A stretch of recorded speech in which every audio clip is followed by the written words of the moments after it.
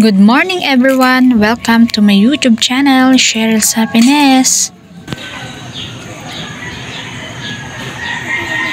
Sa mga oras na ito guys ay maaga pa. At sa tingin ko maganda ang panahon ngayon. Kaya naman pumunta na ako sa likod ng aking bahay para simulan ko na ang paglilinis. Nagwalis-walis nga pala ako dyan guys ng mga tuyong dahon dahil sobrang dami na nga.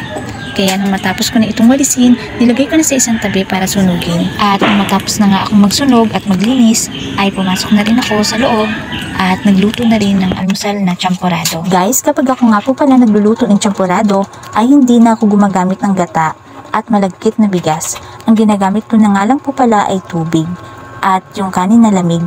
At kung wala naman po kanin na lamig, ay yung bigas, papalambutin ko na lang po iyon.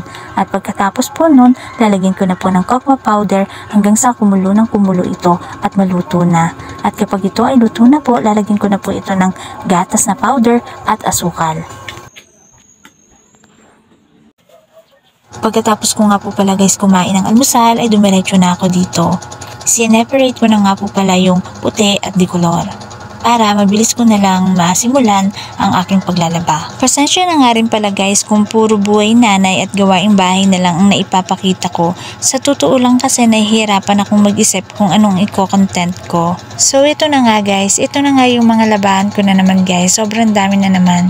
Yung iba hindi ko na pinakita sa inyo dahil di na magandang tingnan. Gabundok na naman talaga. Pero yaking-yaki yan ang lola nyo. Kaya tara na guys, samahan nyo akong maglaba at silipin ang dami ng aking mga labahin.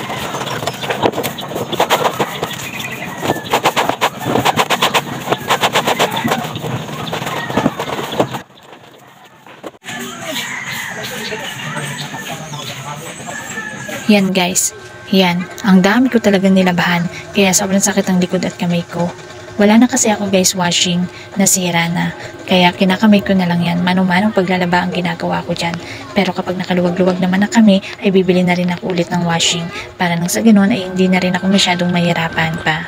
At dahil update lang naman ang asawa ko ngayong araw, at tapos na rin naman ako sa aking mga gawain, at bukod doon, tanghali na rin naman.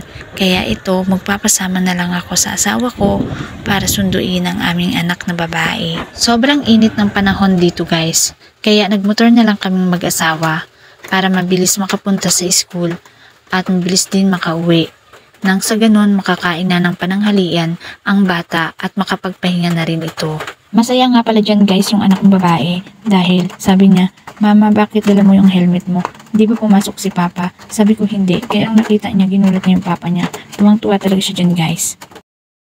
Guys, hanggang dito na lang ang video na ito. Sana nakarating kayo hanggang dulo. Please like and subscribe my channel. Thank you for watching. Bye-bye!